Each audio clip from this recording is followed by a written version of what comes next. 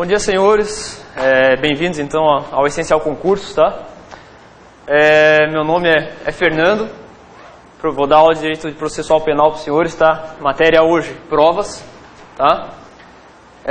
Me apresentar rapidinho, senhores. Eu sou oficial da Polícia Militar aqui em Santa Catarina, tá? Atualmente sou primeiro-tenente, sou subcomandante do Canil Central, tá? Para quem não conhece, fica aqui em São José, em Barreiros. Passei no concurso em 2010, tá? Apesar de ter sido chamado só em 2013, isso aí pode acontecer, tá, senhores? O concurso foi um ano e demorou aí quase 2 anos para a gente ser chamado, mas, como eu falei já para os senhores aqui antes, eu comecei a estudar em 2008, tá?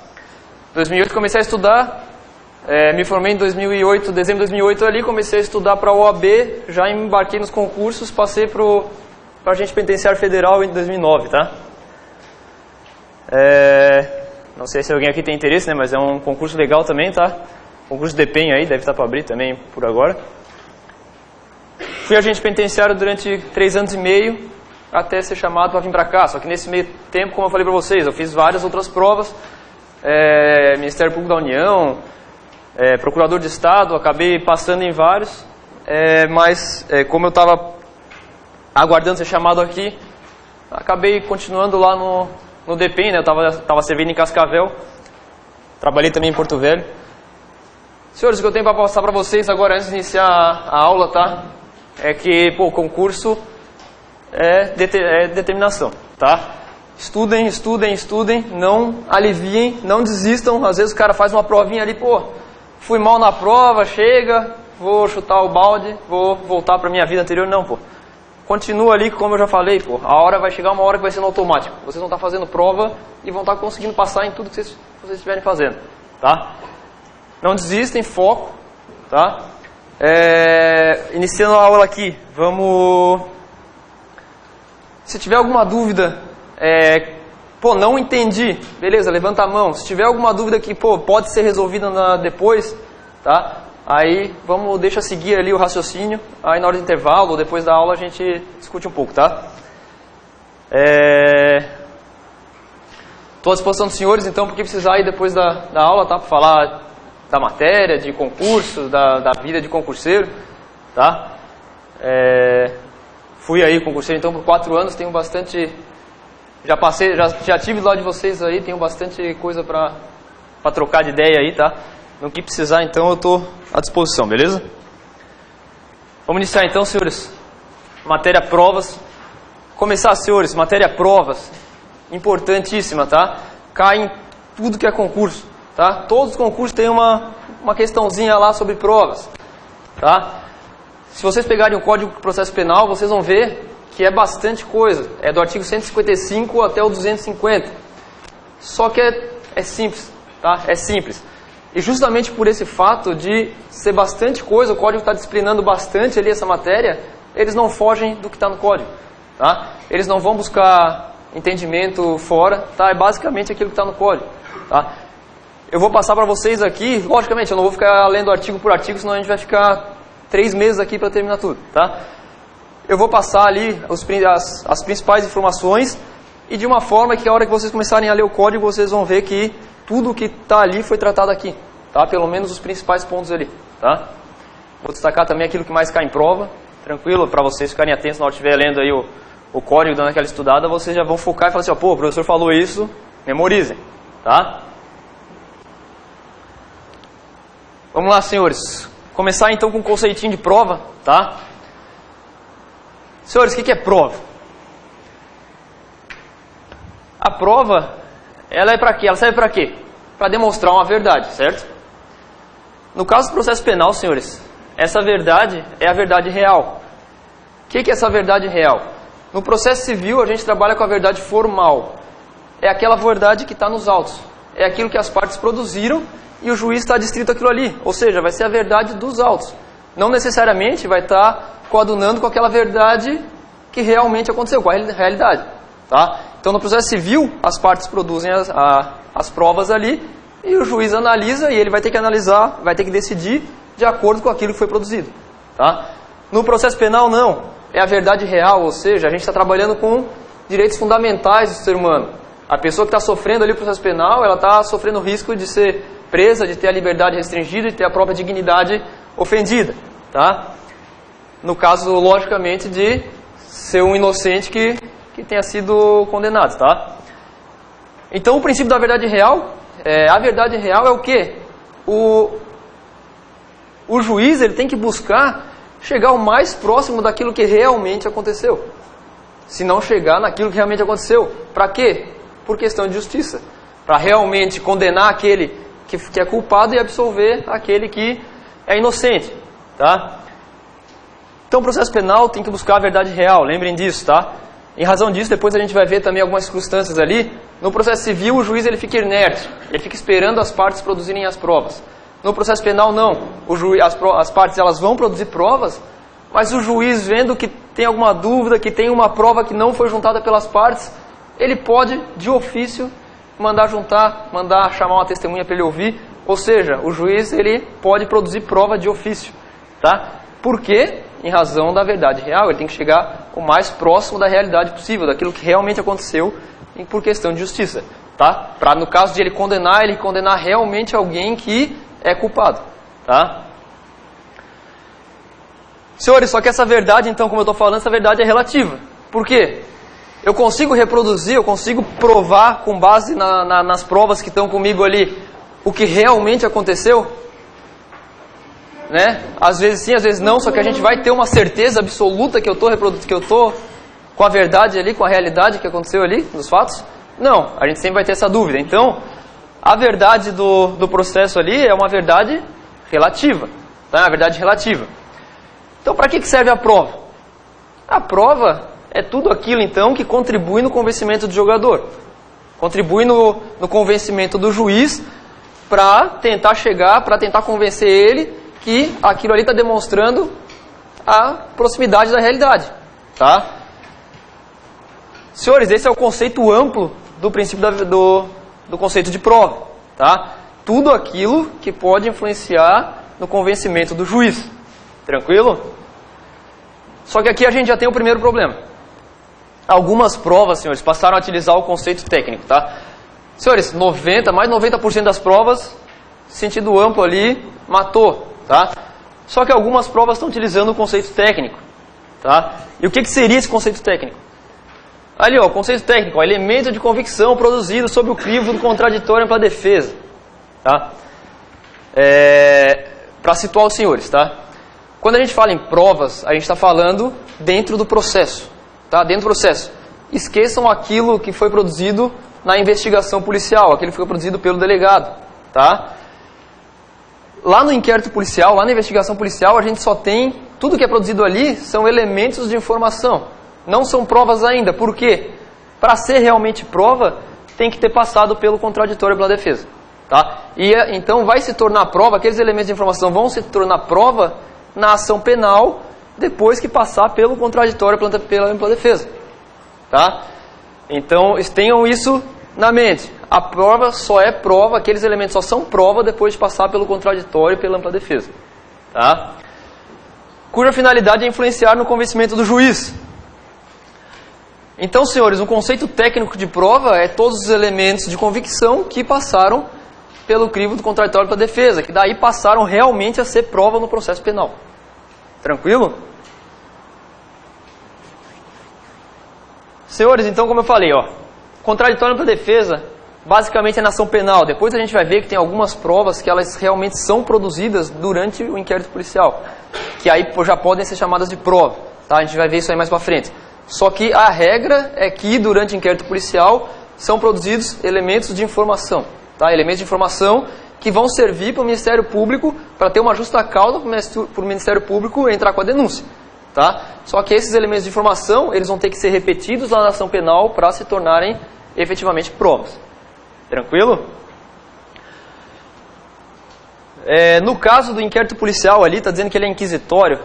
Ele é inquisitório justamente pelo fato do delegado ele não precisar fornecer o contraditório para a defesa ali nos elementos de informação que ele está produzindo. Tá? Ele está produzindo as provas ali, ele não é obrigado a ficar chamando as pessoas para se defender. Tá? Ali ele só está investigando, está criando elementos de informação para formar uma justa causa para o Ministério Público poder oferecer a denúncia. Tá? Então ele é inquisitório justamente em razão disso. Tá?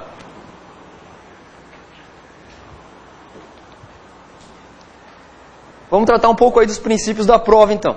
Tá?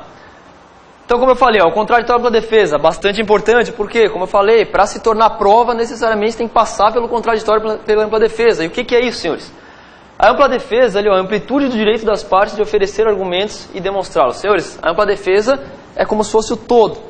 Tá? É a possibilidade das partes poder apresentar as provas, apresentar os argumentos que têm à disposição e demonstrar. E fazer prova daquilo no processo. Tá? Para quê? Para convencer o juiz. Tá? A ampla defesa, então, pensa no amplo, né? No todo. O contraditório faz parte da ampla defesa. Por quê? O contraditório é a garantia que a parte tem de ser citada de tudo aquilo que está sendo produzido no processo e ter a oportunidade de responder. Tudo aquilo que é juntado no processo, a parte tem direito de contradizer, de apresentar uma contraprova, de falar a respeito daquilo. Para quê? Para a parte também ter a oportunidade de influenciar no convencimento do julgador. Mesmo sendo uma prova produzida pelo Ministério Público, a outra parte ela pode chegar e falar para o juiz lá, ó, juiz, essa prova aqui é inverídica, não foi bem assim. Ele tem que mostrar o argumento dele para tentar convencer o julgador ao contrário. Tá?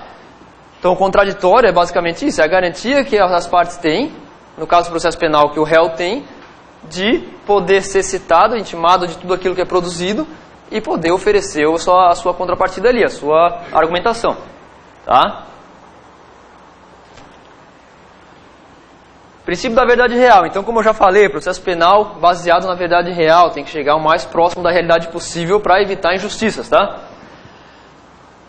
Então ali, ó, o jus puniendi, que é o direito de punir do Estado, tá? Ele deve ser praticado contra aquele que realmente praticou a infração penal e nos limites de sua culpa.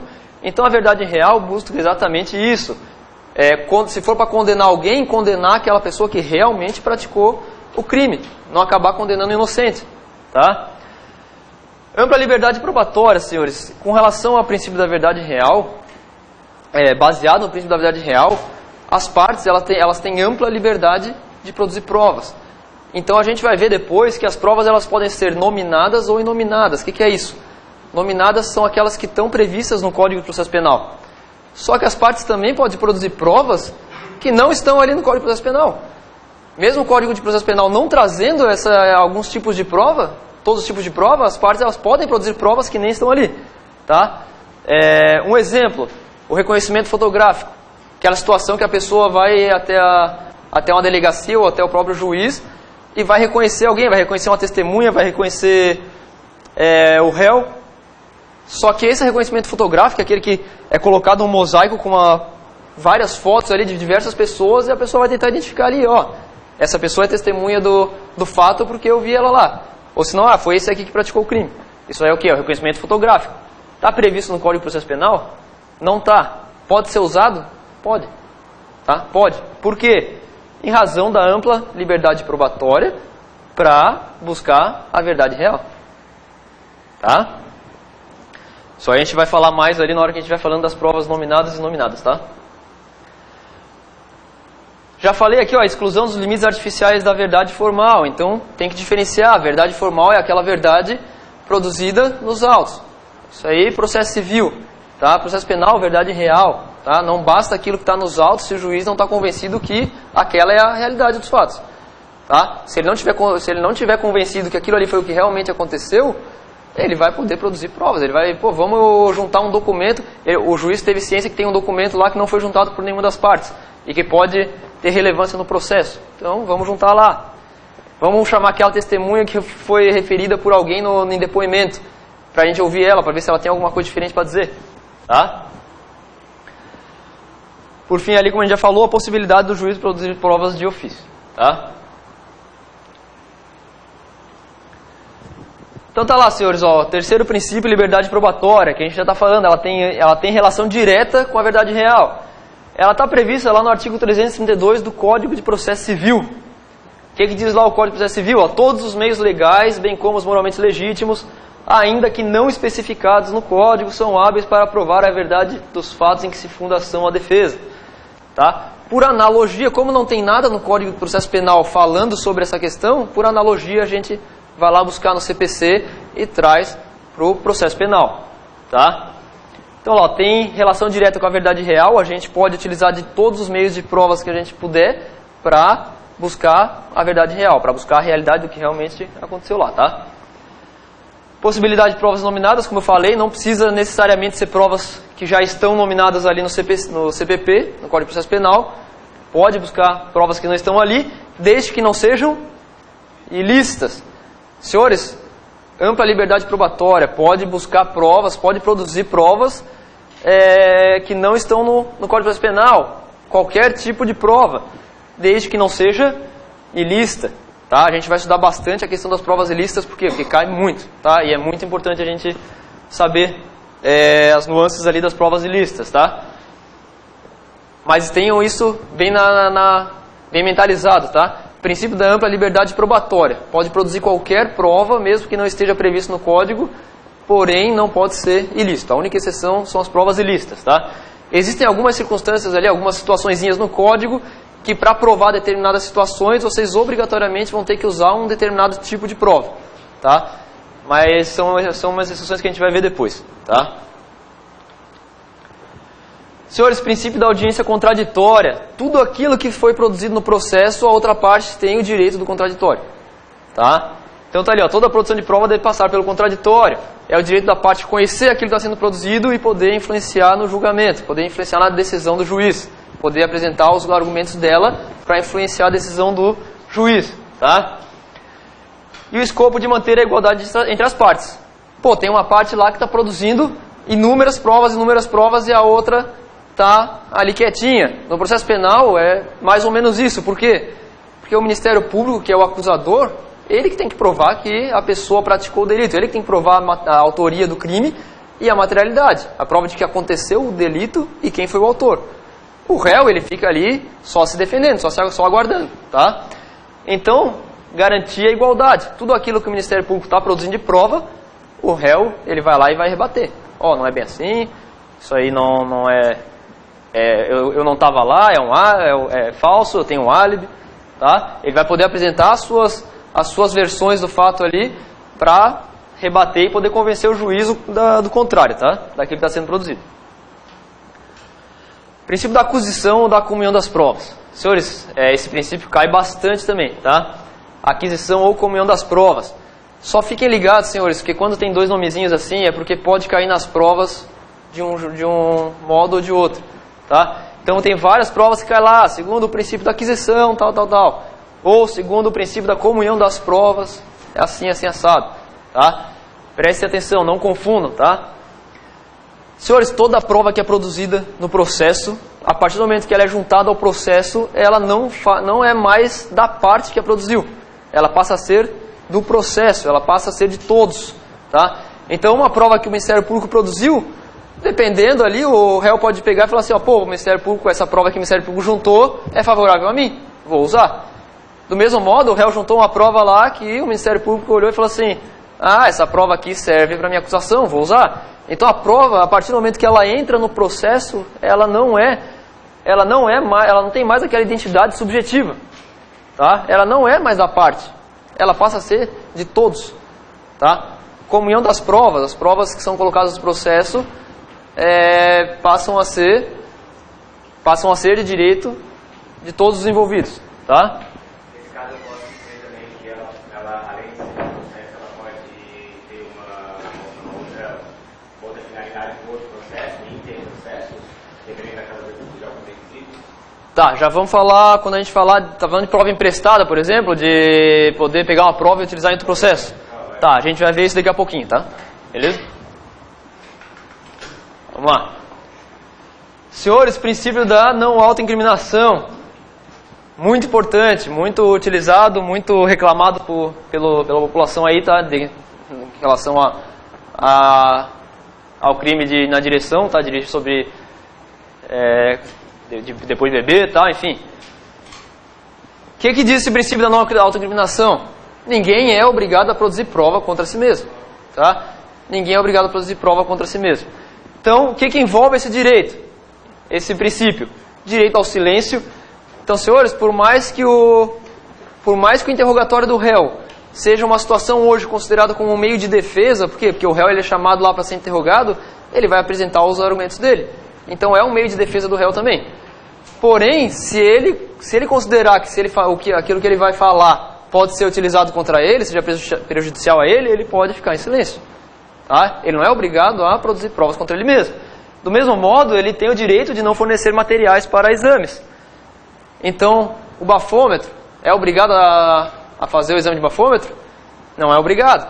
Tá? Ele é obrigado a fornecer cabelo ou unha para poder fazer um exame de DNA para provar que ele estava no crime lá, que foi para identificar o DNA dele? Não é obrigado. Tá?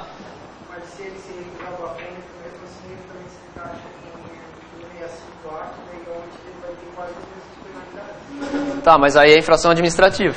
Tá? Então... Não, a gente está falando aqui de crime, tá? Senhores, assim, ó, no caso do bafômetro, só rapidinho, eu não vou adentrar muito porque é matéria de outro professor, tá? Então eu não gosto de misturar aí, posso estar falando alguma coisa, depois ele fala outra. Mas a questão do bafômetro, se recusou a soprar o bafômetro, vai sofrer as penalidades administrativas, tá? A gente tem uma situação hoje que a gente pode utilizar de um auto de constatação para identificar a situação do crime de dirigir sob efeito de álcool ali, tá?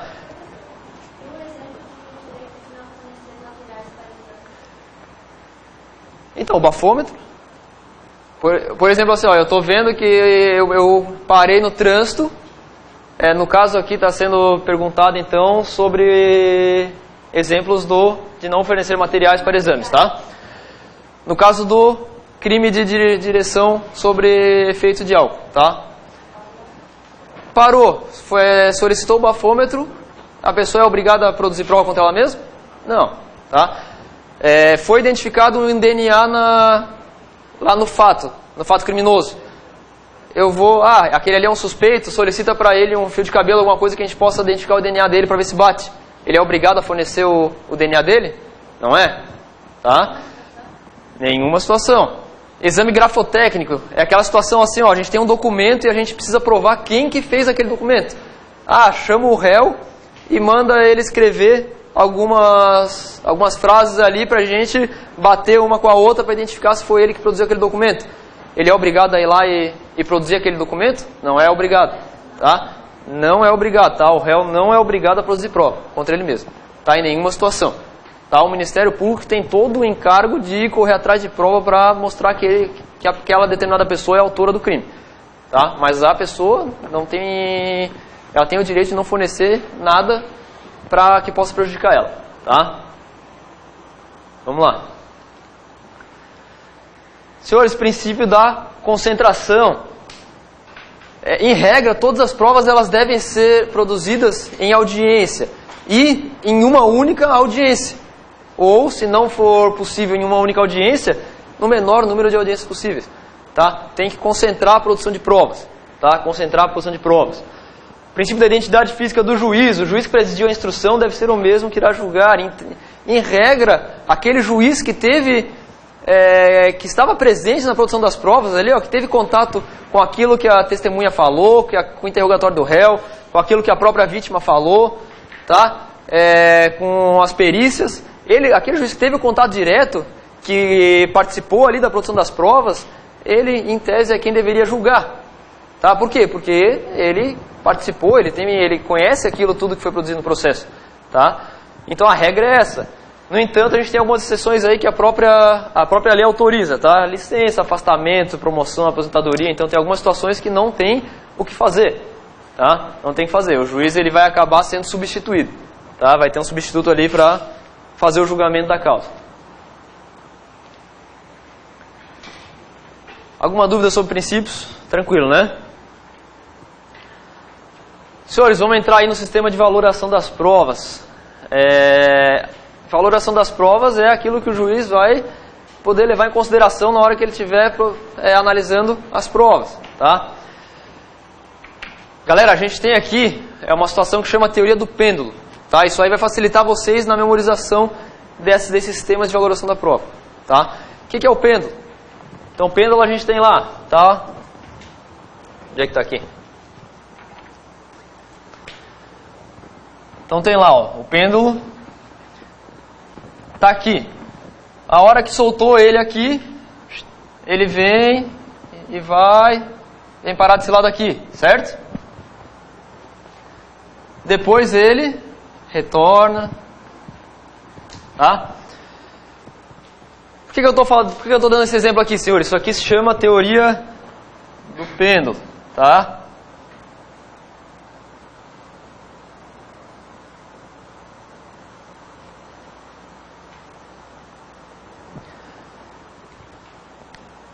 Senhores, são 3 sistemas, tá? São 3 sistemas. Sistema da íntima convicção, sistema da prova tarifária e sistema do livre convencimento motivado, tá? O primeiro é ali, ó, sistema da íntima convicção. Ele está aqui no pêndulo, ele está aqui desse lado. Senhores, nesse caso, nesse sistema aqui, o juiz ele é livre para decidir do jeito como ele bem entender. Ele não precisa motivar nada, ele não precisa usar, inclusive, aquilo que não está. Ele pode usar, inclusive, aquilo que não está no processo. Ele pode utilizar de provas, de informações que ele recebeu que nem fazem parte do processo. Esse sistema é baseado na íntima convicção do juiz. Ele vai decidir do jeito que ele quiser, tá? Então tá lá, o juiz é livre para decidir. Gera insegurança jurídica, por quê? O réu está sendo acusado de alguma coisa que ele às vezes ele nem sabe, que nem está no processo. Tá? Ele pode ser condenado baseado em informações que o juiz que nem está no processo, que o juiz ele só sabe no íntimo dele. Tá? Então, senhores, esse sistema aqui, ó, o juiz, total liberdade. Total liberdade. Tá? A gente tem algum resquício no nosso Código de Processo Penal desse sistema aqui? Tem um. Jurados no júri. Senhores, quem já participou de um júri, os jurados estão lá, os 7 jurados, o juiz no final da audiência do tribunal do júri, ele vai entregar 2 fichinhas para cada jurado ali e simplesmente ele vai fazer perguntas. O réu é culpado? Os jurados vão pegar, sim ou não, colocar na urninha ali, porque é sigiloso, tá? Sim, não, botou ali, no final vai somar, ver se 7-0 para condenação, réu é culpado, tá? O jurado ali, ele precisa falar por que ele está botando sim, por que ele está botando não, porque ele está culpando? Não. É a íntima convicção dele. Ele acompanhou ali a audiência, tudo que foi produzido pelas partes ali, pelo Ministério Público e pela defesa, e vai dar o veredito dele. Não vai precisar motivar nada. Tá? É o único resquício que a gente tem hoje desse sistema da íntima convicção. Tá? Importante, senhores, sistema da íntima convicção ou certeza moral do juiz. Pode cair com uma nomenclatura ou outra nomenclatura, tá? Tomem cuidado. Senhores, soltou aqui, ó, teoria do pêndulo. Soltou o pêndulo aqui, ele vai parar lá do outro lado, certo? Lá do outro lado está o quê? O sistema da prova tarifada. Senhores, o juiz aqui era completamente livre para fazer o que ele quisesse. Aqui o juiz ele fica completamente engessado. A lei, ela que determina o valor de todas as provas. A lei, ela pega e vai falar, ó, a confissão tem valor 10. A prova testemunhal tem valor 1. Então, no processo está lá, tem a confissão do réu, valor 10, e tem uma testemunha inocentando o réu, valor 1. Qual que é maior? A confissão. O juiz é obrigado a condenar. Tem 11 testemunhas dizendo que ele é inocente. E a confissão? 11 é maior que 10, ele vai absolver. O juiz ele está completamente engessado, ele não tem o que fazer. A lei já está determinando como o juiz vai aplicar na sua decisão. Tá? Então, aqui o juiz está livre, aqui ele está engessado. Certo? Senhores, a gente tem alguns exemplos no Código de Processo Penal sobre esse sistema de prova tarifada. Está lá, ó, exame de corpo de delito, tá, o ECD ali, ó, exame de corpo de delito. Sempre quando um crime deixar vestígio, é obrigado a realização do exame de corpo de delito. Então, para provar um crime que deixou vestígio, o juiz ele só tem o exame de corpo de delito. Ou a prova testemunhal. A gente vai ver lá depois, que tem o artigo 67, ele fala, no caso de não ser possível o exame de corpo de delito, suprir-se-á através da prova testemunhal. Ou seja, em crimes que deixam vestígios, ou é utilizado o exame de corpo de delito, que a gente vai falar depois, tá, senhores? Não se preocupem agora.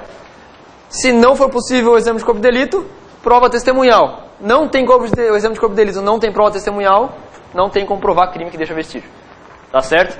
Então é um resquício do sistema da prova tarifada. Também estado de pessoas. O que é o estado de pessoas? Senhores, casamento, nascimento, óbito, tudo isso tem relação ao estado de pessoas. Como é que a gente prova essas situações? A lei civil, ela determina que a prova de estado de pessoa, ela deve obrigatoriamente ser feita através de certidão. Tá? Certidão. Então eu não tenho como provar um estado de pessoa se não for por certidão. Tá? Então tá lá, tem uma alegação no processo lá que determinada pessoa é pai do réu. Por algum motivo está alegando lá. O juiz vai falar, tá, prova. Ah, eu tenho testemunha.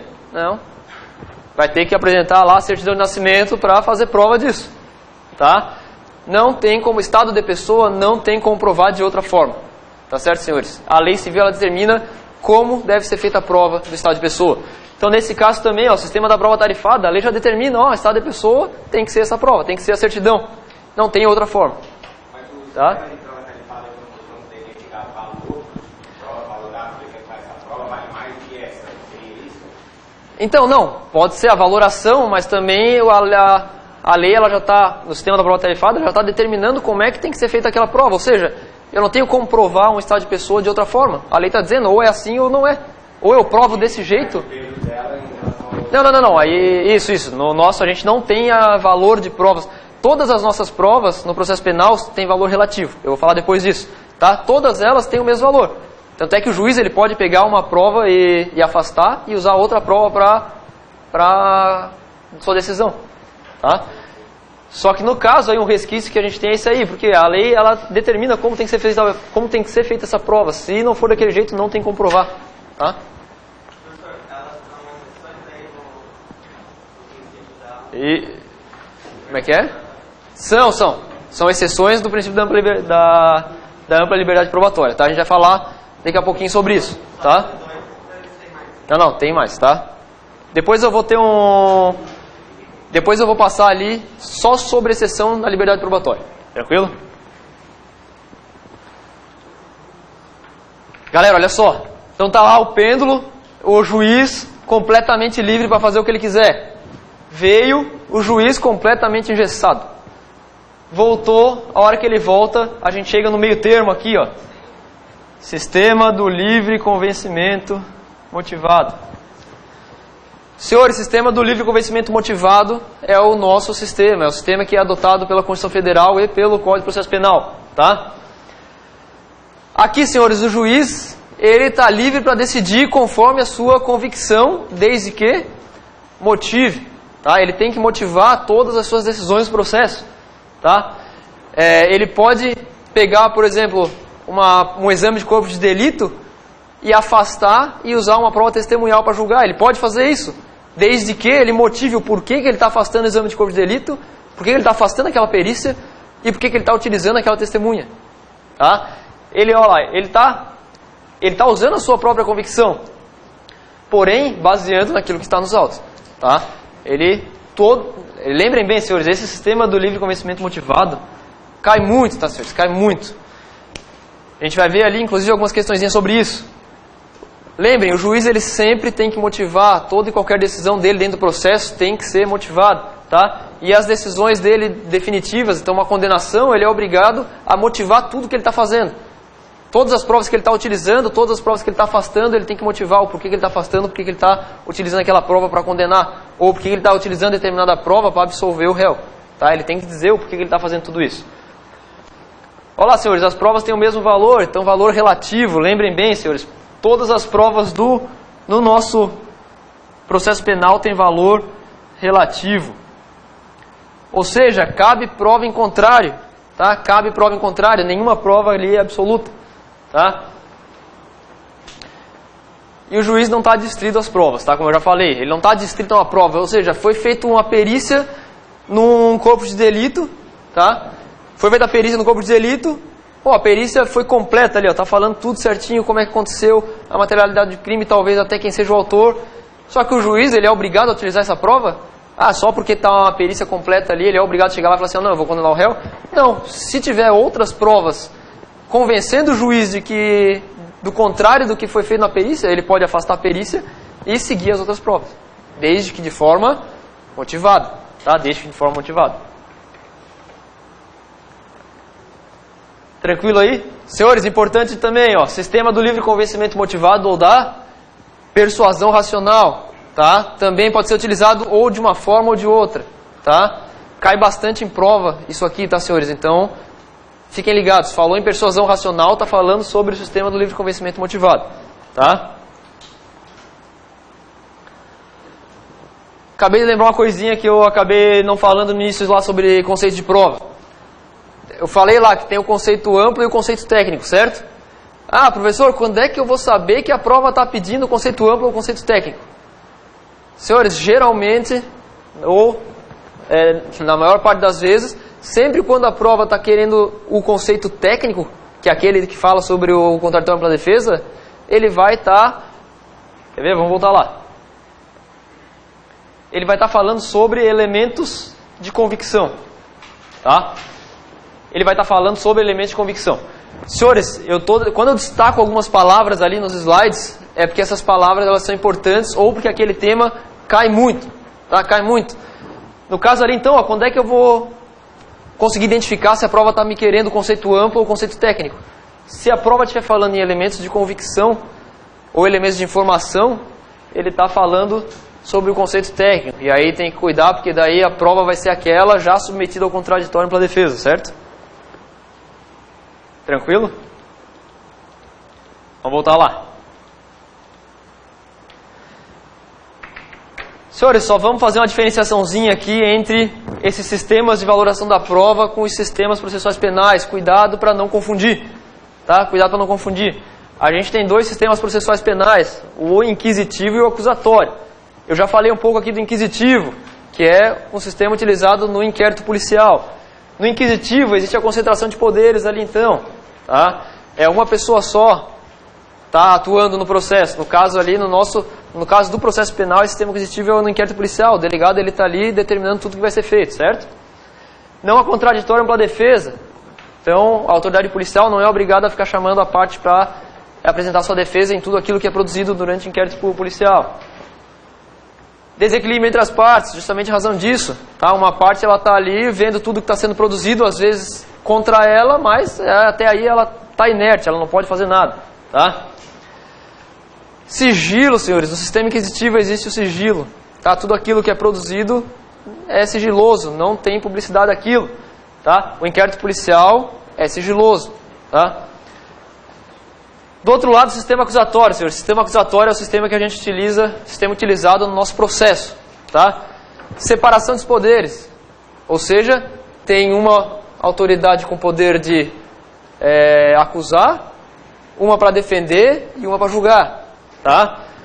Contraditório para defesa, tudo aquilo que está sendo produzido no processo tem que passar pelo contraditório para defesa, tá? Equilíbrio entre as partes, justamente pelo fato de apresentar o contraditório para a defesa, está respeitando a igualdade entre as partes, está equilibrando. Essa parte produziu, a outra vem, responde, contraditório, igualou as partes, certo? Publicidade, logicamente, a gente tem algumas situações que serão sigilosas dentro do processo. Um exemplo, um caso aí que envolve um estupro, para garantir a intimidade, a vida privada da vítima ali, é decretado o sigilo do processo, certo? Mas a regra, o processo é público, tá? Todos os atos processuais ali devem ser públicos, devem ser divulgados, certo? O sistema acusatório, então, é o aplicado no nosso processo penal, na ação penal. Tranquilo? Certo, vamos fazer uma pausa aí para tomar um café e a gente já retorna, certo?